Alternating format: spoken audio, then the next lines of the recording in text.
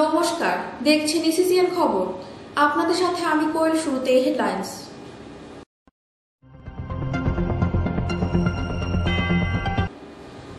গোপন সূত্রে খবরের ভিত্তিতে কয়েক লক্ষ টাকার বারমাটিক উদ্ধার করল বন দপ্তর।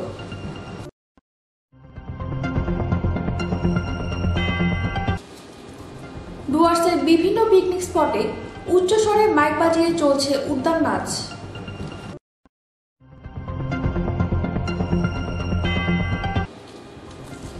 আবারও হাতির হানা ডুয়ার্সে। আসছি বিস্তারিত খবরে। গোপন সূত্রের খবরের ভিত্তিতে কয়েক লক্ষ টাকার বারমাটিক উদ্ধার করল বন দপ্তর। আজ সকাল সকাল শিলিগুড়ি মহকুমা পরিষদের অন্তর্গত ঘোষপুকুর ফুলবাড়ি 31 নম্বর জাতীয় সড়কের মোহাম্মদ বক্সমোড় এলাকায় নাকা চেকিং করার সময় একটি কন্টেনার গাড়িকে আটক করে বন দপ্তর। চালকের কাছে বৈধ কাগজ দেখতে চাইলে তা দেখাতে পারেননি গাড়ি চালক। ধৃতের নাম ওয়াসিম খান, হরিয়ানার বাসিন্দা। অরুণাচল থেকে এই কাঠ পাচার করা হচ্ছিল বিহারের উদ্দেশ্যে। বাগডোগরা বন দপ্তরে আধিকারিক সোনাম ভুটিয়া জানান, আমাদের কাছে গোপন সূত্রে খবর ছিল যে বারমাটিক কাঠ পাচার হচ্ছে। সেই মোতাবেক আমরা একটি কন্টেনারকে আটক করি। প্রচুর বারমাটিক উদ্ধার হয়েছে। এই পাচার চক্রে আর কারা কারা যুক্ত রয়েছে পুরো ঘটনা তদন্ত করছে বন দপ্তর। আটক বারমাটিক কাঠ কি বলে না, এইটা দেখুন, আমাদের স্পেশালাইজ একটা ডাইরেকশন আছে কলকাতা থেকে। আমাদের পিসিজিএফ উনি এটা নিয়ে অনেক চিন্তিত, তো প্রোটেকশন নিয়ে অনেক চিন্তিত। আমাদেরকে সবাইকে একদম ডিউটির জন্য ওনারা ওটা করেছেন, মোটিভেট করেছেন। তো আমরা লাস্ট বলবো 72 আওয়ার্স থেকে কন্টিনিউসলি ডিউটিতে ছিলাম। তো আমাদের কাছে কিছু ইনফরমেশনও ছিল, তো সেই অনুযায়ী এখন এই মুহূর্তে ধরা পড়েছে। কত টাকা বারমাটিক করতে পারে? এখন ফুল লোড আছে, 700 CFT কাছাকাছি হতে পারে। ভ্যালু অটোমেটিক 20 লাখের উপরে যা যেতে পারে। আজকে কি আরও গাড়ি এরকম হবে সেটা আমি পরে। ইসিসিএন খবর, দিনহাটা। ডুয়ার্সে বিভিন্ন পিকনিক স্পটে উচ্চস্বরে মাইক বাজিয়ে চলছে উদ্যান নাচ। বর্তমানে পিকনিকের মরশুম। এই পিকনিককে কেন্দ্র করে ডুয়ার্সের বিভিন্ন পিকনিক স্পটে উচ্চস্বরে মাইক এবং বক্স বাজিয়ে চলছে উদ্যান নাচ। প্রশাসনের নাকের ডগায় যদিও গত 2 তারিখ থেকে শুরু করে 12 ফেব্রুয়ারি পর্যন্ত চলবে মাধ্যমিক পরীক্ষা, যদিও প্রশাসনিক থেকে এই সময় মাইক ও বক্স বাজানো নিষিদ্ধ করা হয়েছে, তবুও দেখা যাচ্ছে আইনকে বুড়ো আঙুল দেখিয়ে চলছে উচ্চস্বরে সাউন্ড বক্স এবং মাইক বাজানো।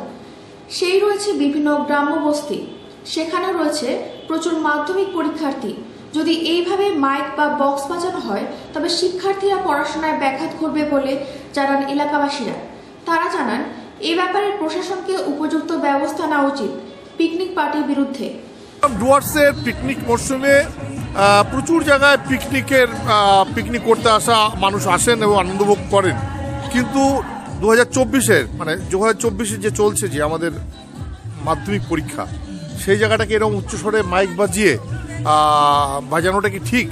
উচ্চস্বরে মাইক বাজানো একদমই ঠিক নয়। কারণ হচ্ছে, যেহেতু সরকারিভাবেও নির্দেশনামা জারি করা আছে যে 2 তারিখ থেকে মাধ্যমিক পরীক্ষা শুরু হয়েছে, 12 তারিখ পর্যন্ত চলছে।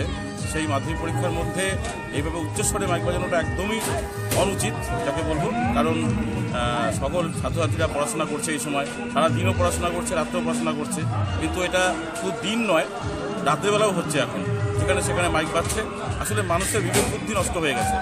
বললাম, এই আশেপাশে তো প্রচুর গ্রাম রয়েছে যেখানে পিকনিক হচ্ছে। হ্যাঁ, গ্রাম রয়েছে, সেখানে অনেক পরীক্ষার্থী নিশ্চয়ই আছে। পরীক্ষার্থী পাশাপাশি রয়েছে, তাদের নিশ্চয়ই অসুবিধা হচ্ছে। এই উচ্চস্বরে মাইক বাজানোটা উচিত নয়। একদম এটা কি প্রশাসনের দৃষ্টি আকর্ষণ করা উচিত? একদম প্রশাসনের দৃষ্টি আকর্ষণ করা অবশ্যই উচিত, এবং প্রশাসনকে জানানো উচিত যেভাবে উচ্চস্বরে মাইক বাজানো হচ্ছে তাতে প্রশাসন যেন সঠিক পদক্ষেপ নেয়। ইসিসিএন খবর, দিনহাটা। আবারও হাতির হানা ডুয়ার্সে।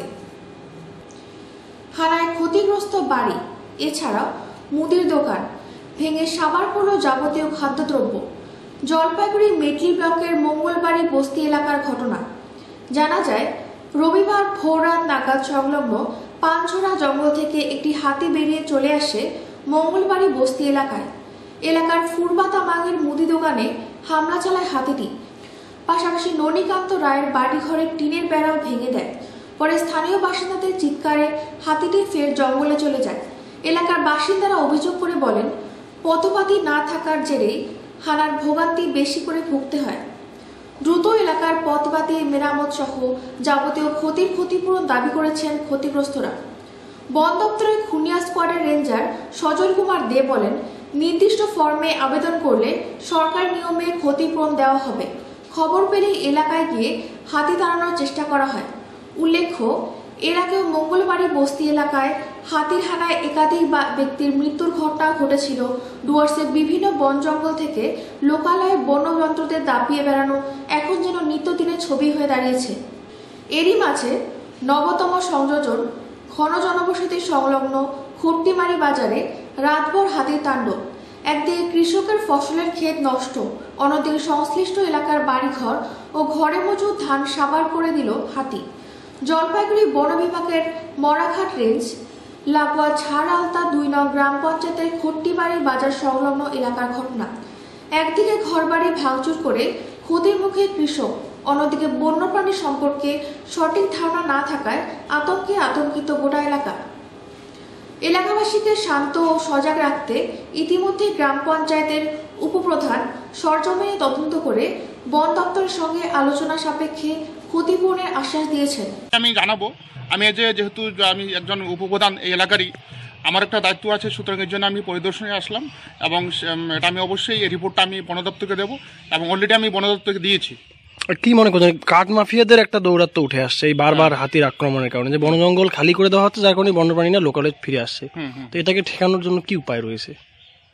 সব থেকে বড় কথা হচ্ছে এলাকার জঙ্গল লাগোয়া বনবস্তি তথা জঙ্গল লাগোয়া যে এপিসি ইগুলো আছে, গ্রামগুলো রয়েছেন, প্রত্যেকে এটা দায়িত্ব নেওয়া দরকার যে এলাকাগুলো যেভাবে আমাদের লোকালয় তো আছেই, প্লাস আমি সব থেকে অনুরোধ করব যে রাজ্য সরকার যদি যে সিএফসি যে যেভাবে সিএফসিটা হচ্ছে, সেই সিএফসিটা যে আপাতত এই জঙ্গল এই যে এলাকা গ্রাম লাগোয়া যেগুলো রয়েছে, এগুলো যদি সিএফসি যদি না করা হয়, সেক্ষেত্রে কিন্তু হাতিগুলো জঙ্গলেই থাকবে এবং লোকালয়ে বেরোনোর অতটা তারা পাবে না আর কি, সুযোগটা পাবে না।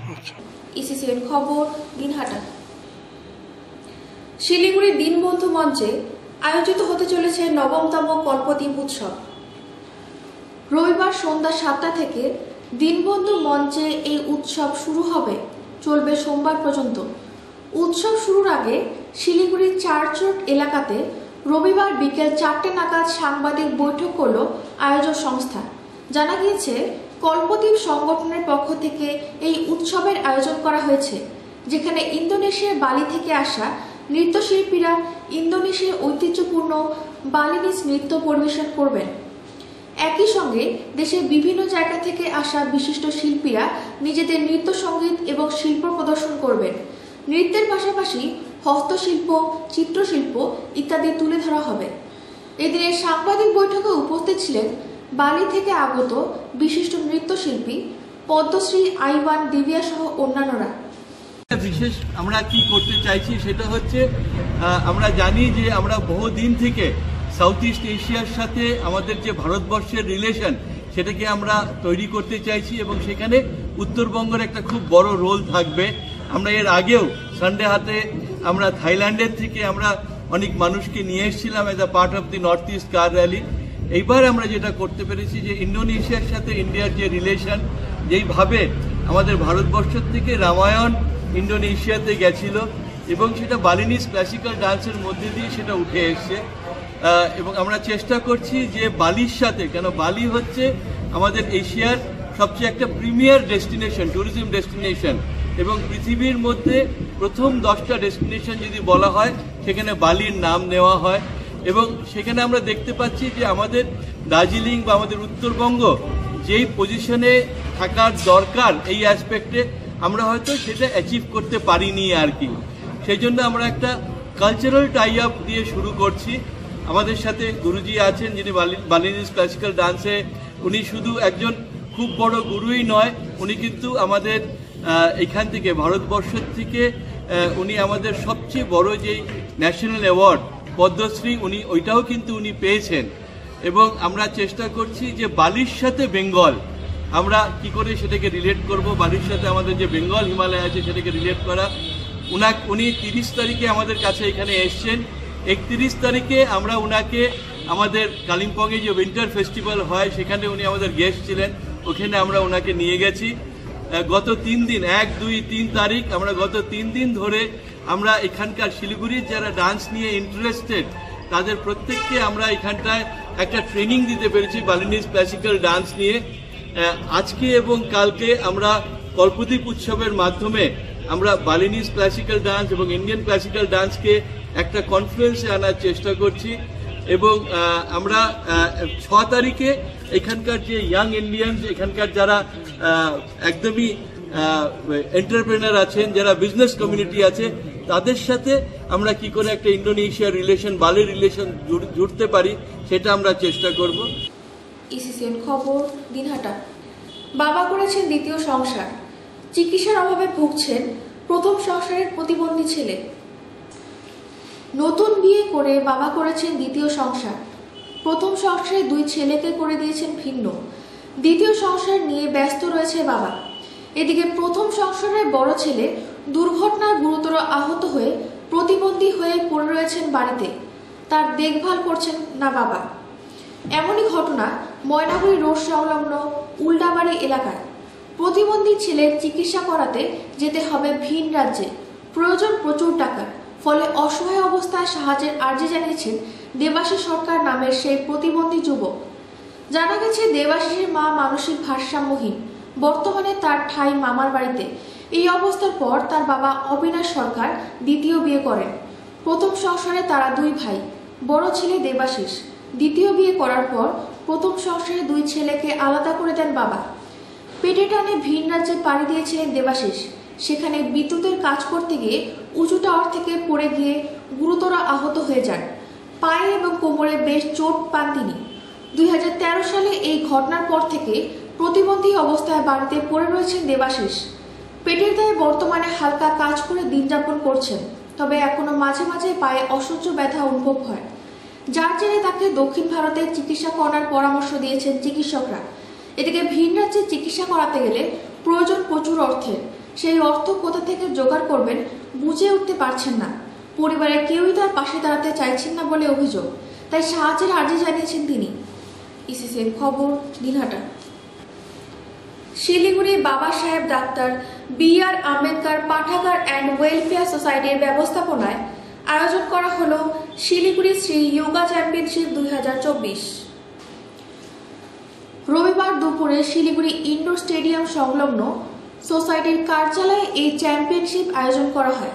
এই চ্যাম্পিয়নশিপে সহযোগিতার হাত বাড়ায় উত্তরবঙ্গ আদর্শ যোগা একাডেমি। এদিন প্রদীপ প্রজ্বলনের মাধ্যমে অনুষ্ঠানের শুভ সূচনা হলো। অনুষ্ঠানের প্রধান অতিথি হিসেবে উপস্থিত ছিলেন বিশিষ্ট সমাজসেবী তথা যোগা বিশেষজ্ঞ শিব হাজরা। এছাড়াও উদ্বোধনী অনুষ্ঠানে উপস্থিত ছিলেন সোসাইটির সভাপতি, সম্পাদক সহ অন্যান্য কর্মকর্তারা। জানা গিয়েছে শিলিগুড়ির বিভিন্ন এলাকা থেকে প্রায় 47 জন এই প্রতিযোগিতায় অংশ নেয়। এদিনে যোগা চ্যাম্পিয়নশিপের পাশাপাশি এলাকার দুস্থ মানুষদের কথা মাথায় রেখে বিনামূল্যে চক্ষু পরীক্ষা শিবিরের আয়োজন করা হয়। ভারত সেবা প্রতি মহাসংঘের সহযোগিতায় এই চক্ষু পরীক্ষা শিবির অনুষ্ঠিত হয়। শিবিরে উপস্থিত চিকিৎসক এলাকার মানুষদের চক্ষু পরীক্ষা নিরীক্ষা করে প্রয়োজনীয় পরামর্শ দেন। ইসিসিএন খবর, দিনহাটা। ইসিসিএন খবর এখনকার মতো এ পর্যন্তই। আপনারা দেখতে থাকুন ইসিসিএন খবর, সবার মাঝে সবার সাথে।